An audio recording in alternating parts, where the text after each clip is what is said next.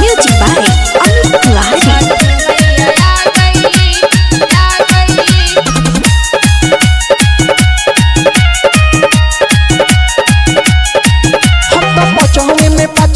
Fail भइनी नहीं कोइनी पढ़ाई खाली खेले कोइनी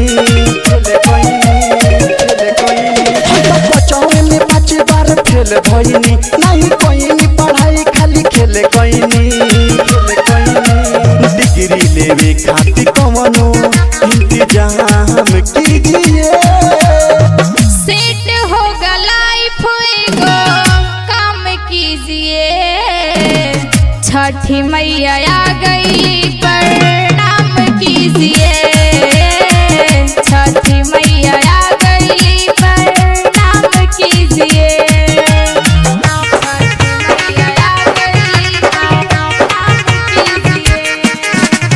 Music by Amit Tiwari।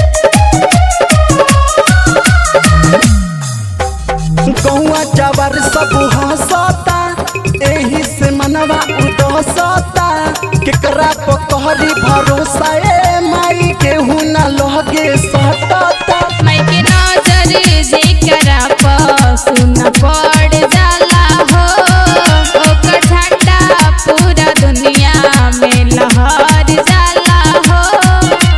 मुश्किल में बानी ये मैया तनी ध्यान दीजिए। सेट होगा लाइफ एगो काम कीजिए। छठी मैया आ गई प्रणाम कीजिए।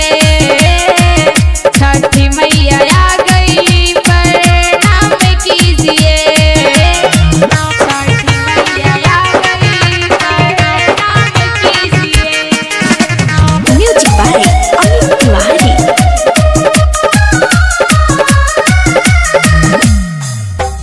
कैसे खुली मोर भगिया हो लागल बा जिंदगी में दगिया हो कुछ न हमारा बुझाता ए माई यही से दिल घबराता हो सुना रौशन राज राधा ऐसे बात करहो सब ठीक होई जख्मी माई के जाप करहो।